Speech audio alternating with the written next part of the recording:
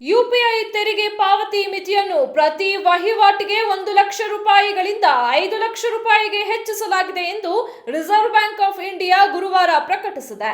ಪ್ರಸಕ್ತ ಹಣಕಾಸು ವರ್ಷದ 3ನೇ ದ್ವೈಮಾಸಿಕ ಹಣಕಾಸು ನೀತಿಯನ್ನು ಪ್ರಕಟಿಸಿದ ಆರ್ಬಿಐ ಗವರ್ನರ್ ಶಕ್ತಿಕಾಂತ ದಾಸ್ ತೆರಿಗೆ ಪಾವತಿ ಉದ್ದೇಶಗಳಿಗಾಗಿ ಯುಪಿಐ ಪರಿವರ್ತನೆಯನ್ನು ಪ್ರಸ್ತುತ 1,00,000ದಿಂದ 5,00,000 ರೂಪಾಯಿವರೆಗೆ ಮಾಡಬಹುದು ಎಂದು ಹೇಳಿದರು. ಬೆಳಗಾವಿಯ ಕಿತ್ತೂರಿನ ಸಿಂಗಾಪುರ ಗ್ರಾಮದ ಹುಲಿಕೆರೆ ಹಿನ್ನೀರಿನಲ್ಲಿ ನಿತ್ಯ ಶಾಲೆಗೆ ಹೋಗಲು ಟ್ಯೂಬ್ ಮೂಲಕ ಕೆರೆ ದಾಟುತ್ತಿದ್ದ ವಿದ್ಯಾರ್ಥಿಗಳ ಮುಖದಲ್ಲಿ ಮಂದಹಾಸ ಮೂಡಿದೆ.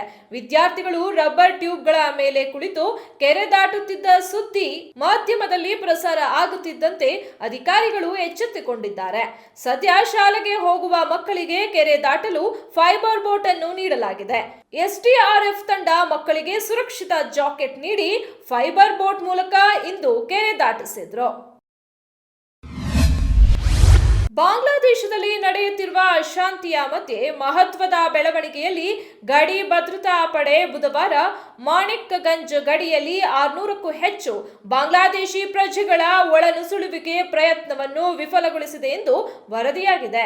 ನೊಬೆಲ್ ಪ್ರಶಸ್ತಿ ವಿಜೇತ ಮೊಹಮ್ಮದ್ ಯಾನೂಸ್ ಬಾಂಗ್ಲಾದೇಶದ ಮಧ್ಯಂತರ ಸರ್ಕಾರದ ಮುಖ್ಯಸ್ಥರಾಗಿ ಪ್ರಮಾಣ ವಚನ ಸ್ವೀಕರಿಸುವ ಒಂದು ದಿನ ಮೊದಲು ಈ ಘಟನೆ ನಡೆದಿದೆ. ಗುರು ಹಿರಿಯರ ಸಮ್ಮುಖದಲ್ಲಿ ದಾಂಪತ್ಯ ಜೀವನಕ್ಕೆ ಕಾಲಿಟ್ಟ ಜೋಡಿಯೊಂದು ಮದುವೆಯಾದ ದಿನವೇ ದುರಂತ ಅಂತ್ಯ ಕಂಡಿರುವ ಘಟನೆ ಕೋಲಾರದಲ್ಲಿ ನಡೆದಿದೆ.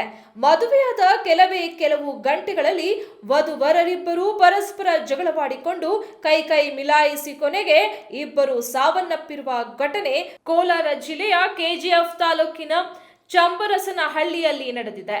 ನವೀನ್ ಹಾಗೂ ನಿಖಿತಾ ಶ್ರೀ ಮೃತ ದುರ್ದೈವಿಗಳು.